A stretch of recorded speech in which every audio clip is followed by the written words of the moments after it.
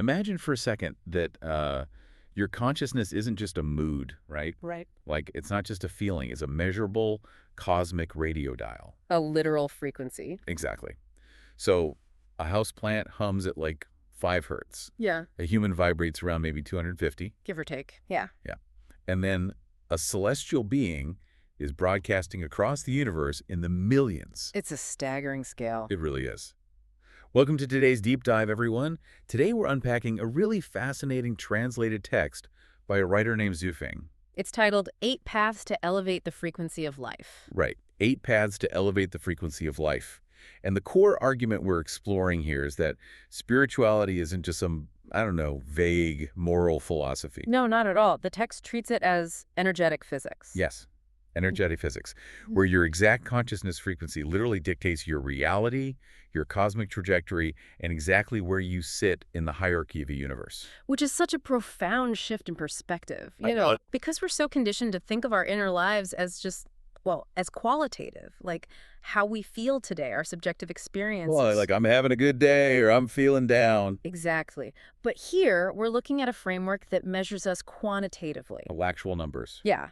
It strips away the abstract, mystical nature of a soul and just treats it as a biological and energetic signal, one that you can actively tune and upgrade. Okay, let's unpack this.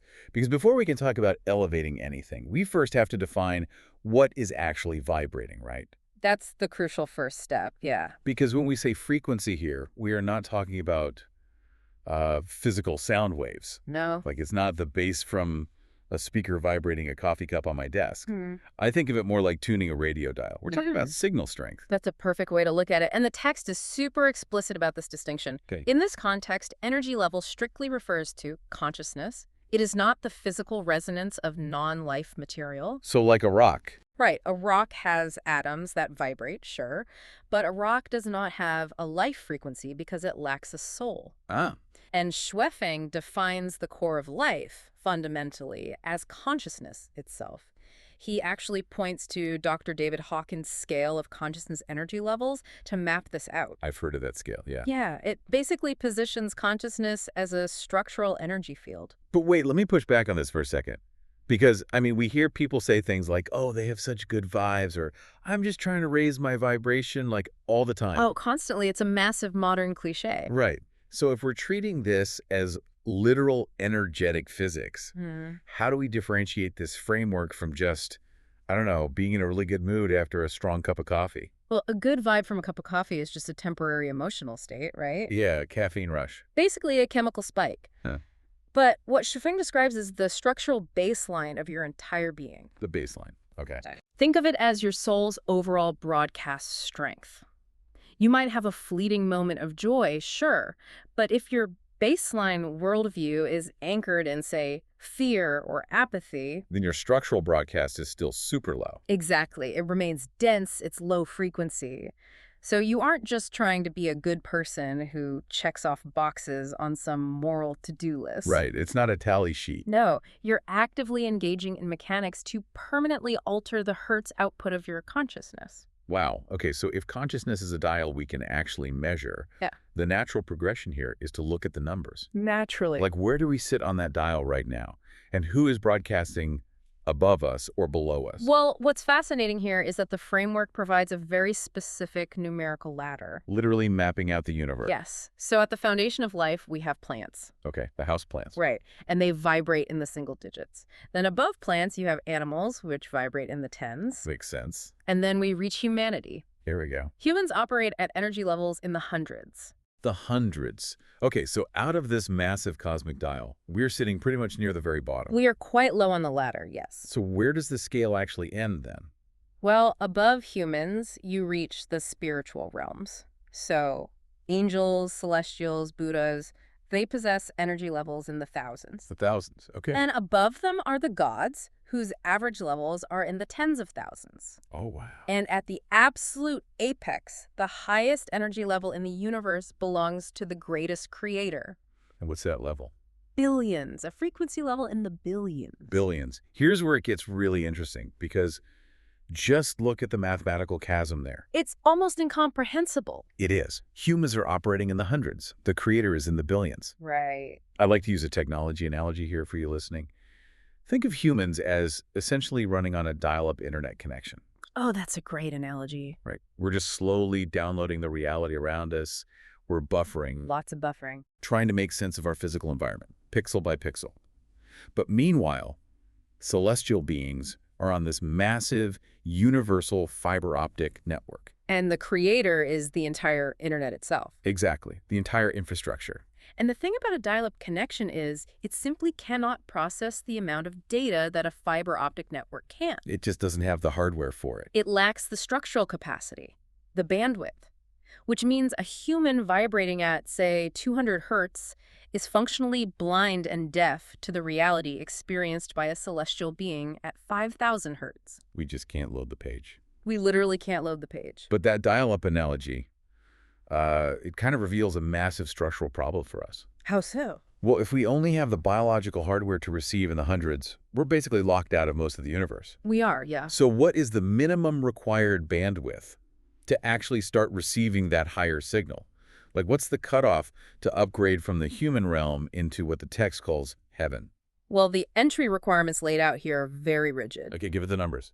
The minimum energy level for entry into the lowest heavenly state is exactly 500 hertz. I've heard, okay. If you want to enter the mid-level heaven, that requires 600 hertz and above. And entry into the higher levels requires frequencies of 1,000 hertz and beyond. So what does this all mean?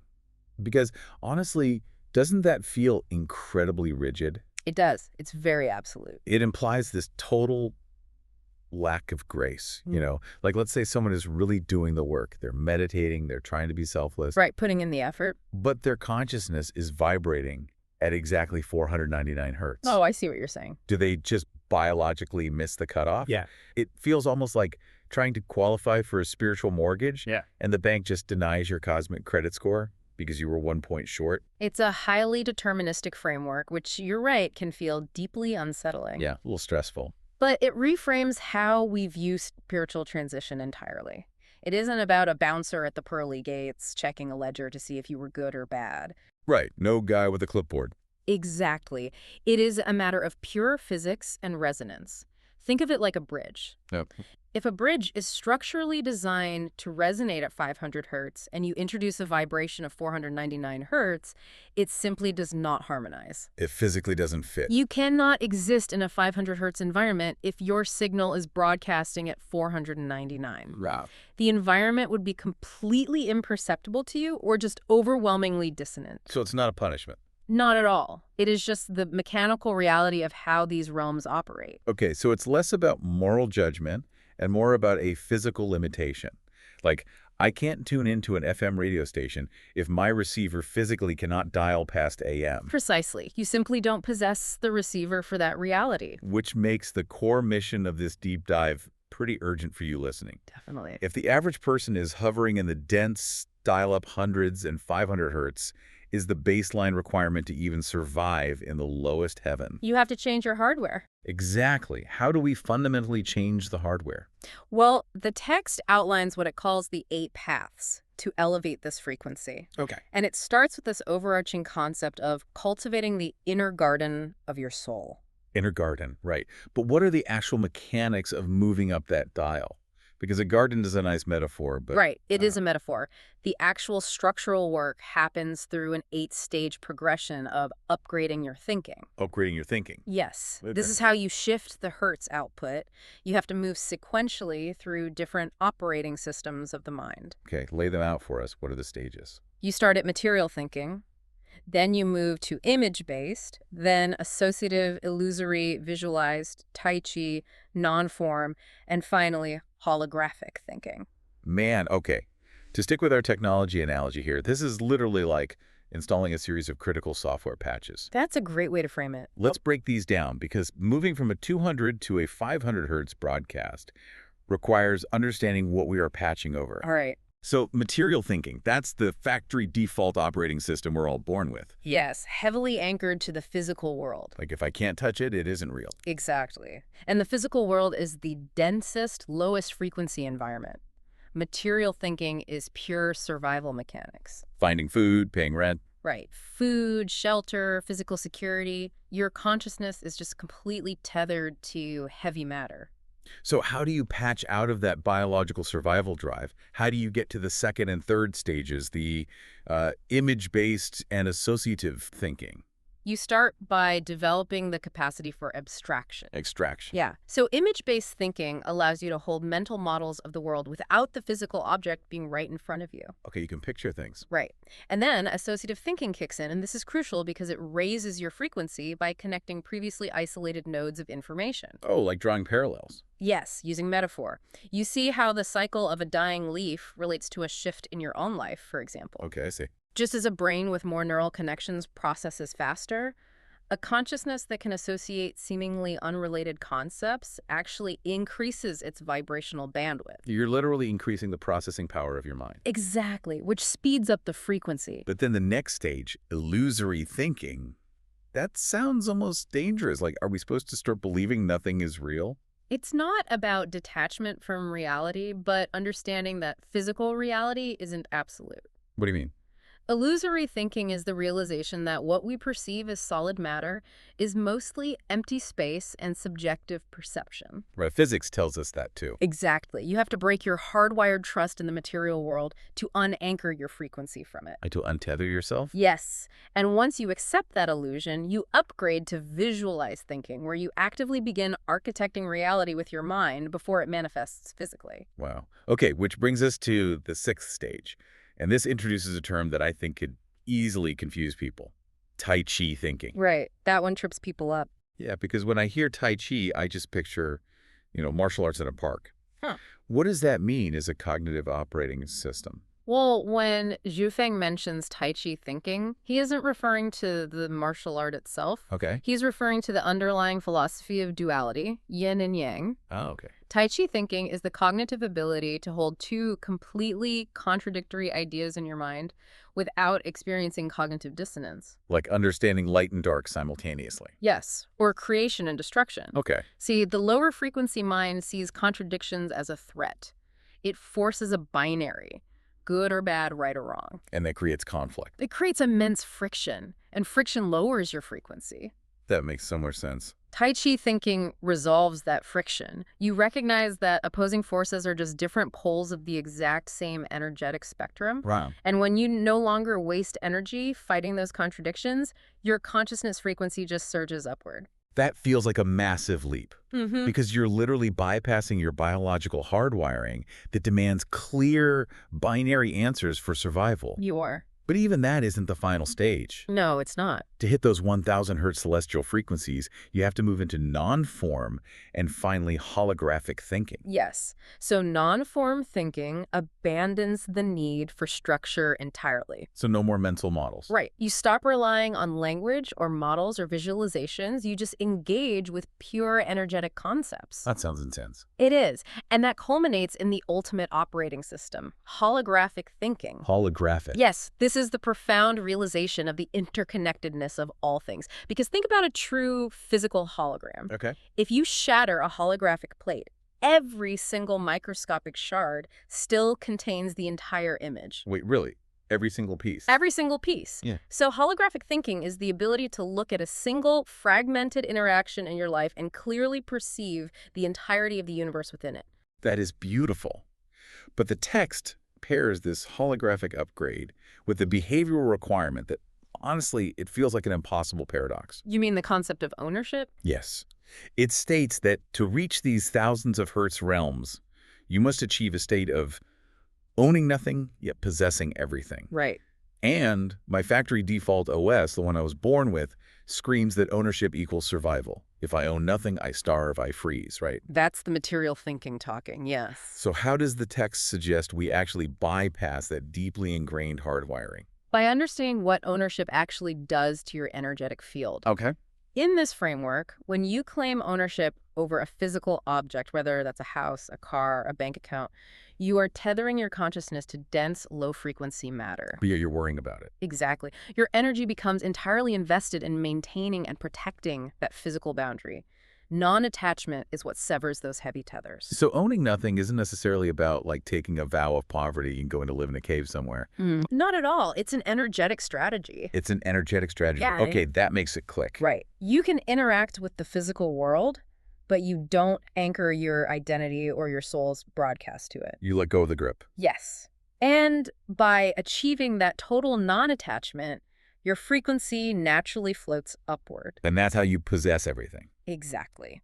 If we connect this to the bigger picture, in that holographic state of mind, you realize you are already structurally connected to the entire universe. You don't need to hoard pieces of it. Why would you need to physically hoard a tiny piece of reality when you are energetically resonant with the whole thing? That fundamentally changes how we view spiritual progress. Yeah. It's really not a moral test of generosity, is it? No. It's the literal cutting of dead weight to allow a balloon to rise. That's exactly what it is. But this raises a fascinating question for me about how we exist in the real world while we're doing this internal work. Okay, what are you thinking? Well, if we are constantly cultivating this inner garden, right? Patching our mental software from material up to holographic, does this frequency remain invisible in our day-to-day lives? Oh, this raises an important question about how we interact. According to the framework, this energy is entirely perceptible. People can feel it. Yes, our internal signal strength is constantly leaking out. We are broadcasting our Hertz output whether we want to or not. And through even a brief interaction, someone tuned in can sense your vibrational frequency. Absolutely. So if someone is operating heavily in that material survival-based OS, right, radiating fear or heavy attachment, that is going to broadcast as a very low, dense frequency. It is. And Dr. Hawkins' energy scale actually supports this too. Oh, right, the scale from earlier. Yeah, he maps lower frequencies to dominant states like shame, guilt, apathy, and fear. Okay. While higher frequencies are characterized by willingness, acceptance, reason, and love. So when the text claims this is perceptible, it means we physically feel these dominant structural states in one another. Which explains those quick judgments we all make. Right. Like you listening right now, think about a time you walked into a room, you met someone for maybe 2 minutes, and instantly felt completely drained. We've all been there. Or the exact opposite. Someone walks in, and the entire room just feels lighter. Yeah, entirely shifted. And we usually just write that off as like a personality clash, or we say, oh, we just clicked.